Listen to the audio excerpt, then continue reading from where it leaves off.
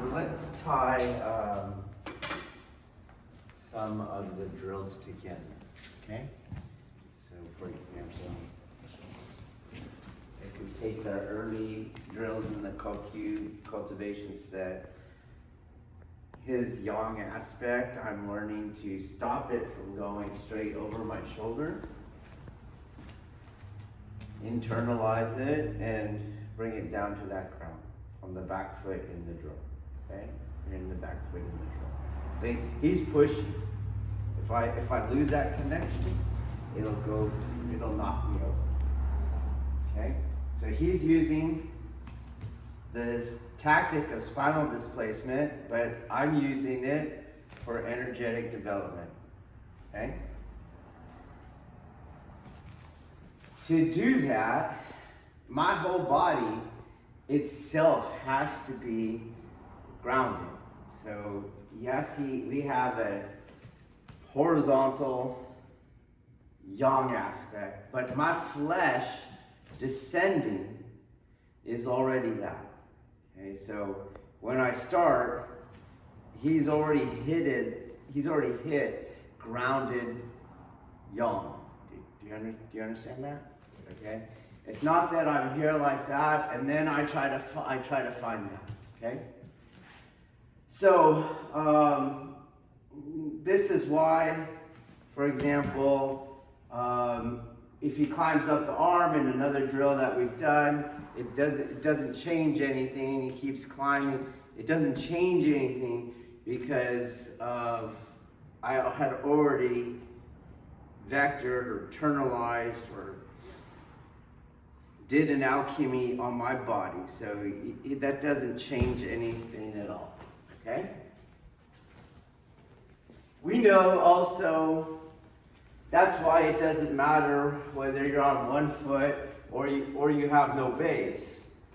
It doesn't matter. The same thing is happening. Okay? Same thing. He climbs up. He's climbing up. He's climbing up. It doesn't matter if I lose the connection. The organization, that yang aspect will go back to its horizontal trajectory, goes into my shoulder, and it knocks me over. Okay?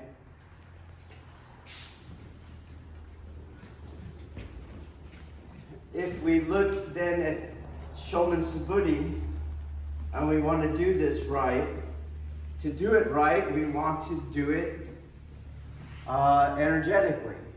We don't want to make it a conditioning exercise. If we're interested in conditioning, then we should, for example, I want more strength. Don't get a heavier bokken per se. Squat. You're going to get stronger, right? If you're interested in some sort of aerobic conditioning, don't go faster on your Shomen Suburi. Do a HIIT workout instead. That's going to work you out better, okay?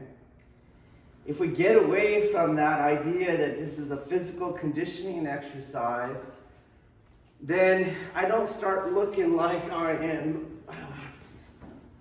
1970s aerobics where they have the steps, You do that, we don't want to do that. Okay, so instead, I'm going to have my same foot alignment I always have. So I use my middle toe straight or slightly in is even okay. Out, however, is not going to be good. Why? It's going to put my weight towards my heels, and now I'm already off the midfoot. Everything goes downhill. Okay, but you see that a lot, right? You see this a lot. It's wrong. Okay. In the same way that when he was pushing, all parts of my body are ground vectored. Okay, so my hand is, my elbow is, my shoulder is. That's why he can't push it over. It's already going down. Okay. So likewise, when I'm here, everything is going down. It's the same releasing drill I always do, which is why when I was in this stance, he still couldn't push me over. It's already being grounded. Okay? When I come and I add the sword to it, or I add my hand placement to it, the sword itself is now part of that midfoot grounding. That's what I'm doing. To let my hands take full advantage of the descent of the cut in Shomen Suburi, they have to freely drop. So I don't want to hang them up anymore. This would be wrong. But this is wrong too. Because my hands can still freely drop if I release.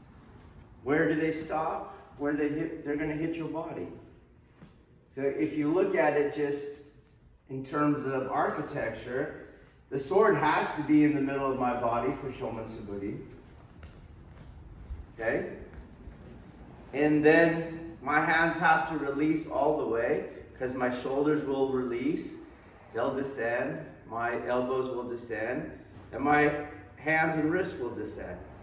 And so this is where the cut ends. This is incorrect. This is incorrect. There's still more to drop. Okay? So this is the bottom part.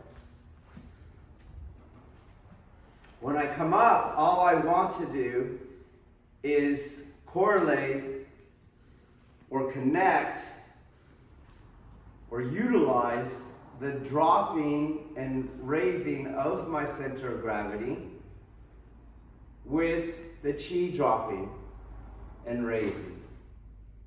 So I don't have to do this much rise and descent to have that happen. So for example, with no movement in my center of gravity itself, as I lift the sword, my center of gravity is coming up. Hence, you can do a lot of exercises with no movement at all. I lift the center of gravity, I descend the center of gravity.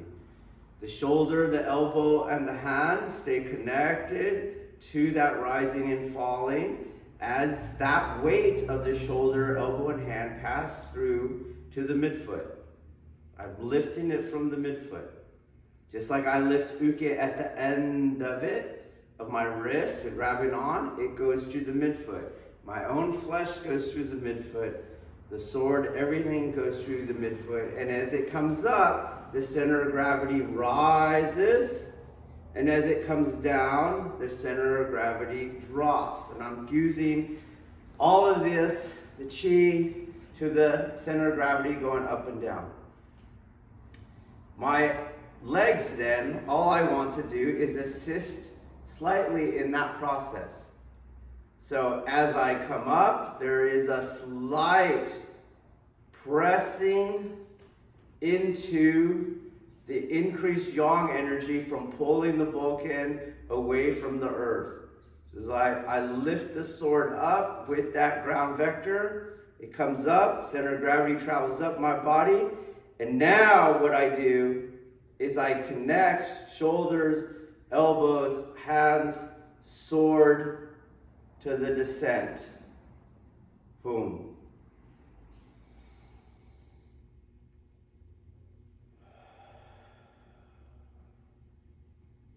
When I descend, it's from releasing. It's not from bending my knees. It's from releasing the qua, and I'll drop. As the sword goes down, the center of gravity goes down, you'll feel the weight. I release to the weight, and my quad drops. Drops anywhere from a 1/2 inch to 2 inches max. That's all you need.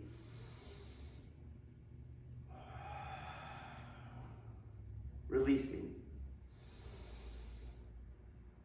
Shoulders, elbows, hands into the midfoot.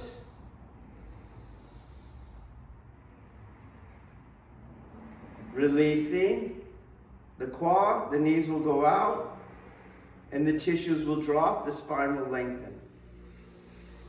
The tissues of the glutes will release, The lower legs will release.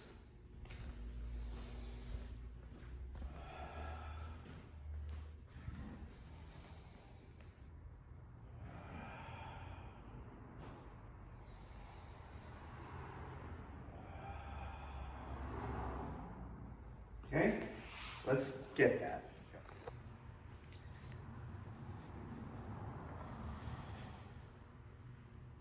Lower your chin a little. The crown of the head is the top of the spine. Okay. Not the top of the head, the crown of the head. You have a breathing constriction at the throat, Andrew. Okay, so all this, whoa, do you see? The sword, so what I'm doing here is if this was already grounded, what happened was, as I pushed on the sword, his weight went back, okay? So likewise, wherever that shouldn't happen, okay? So find it. You're using tension, you gotta release. Be gooey in the center. Let you get there. You see how you're shaking? Yes. Come on out. It's not flexion. I mean, it's there. Okay. So he's gonna sink, just like the opposite hand. You see, he sinks. He's sinking everything. My horizontal energy sinking, wrist sinking, elbow, chest. His whole body is sinking. So when he trades position into the horse stance, nothing changes. You disconnect so you can see that I am pushing, okay? Start again. It's exactly the same. It's exactly the same as the Kokyu drill. But what we're missing is we're not realizing he's sinking his body, okay? Not just my energy. And he should be able to go. I'm pushing that whole time, and there's no movement of me forward. You see? Okay? Can you hand me his sword?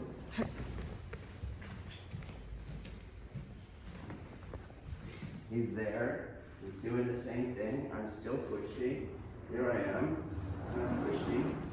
Again, disconnect for me, please, and you could see. Okay? So that's what we're trying to get. And it's inside the Suburi movement, okay? All right, try it.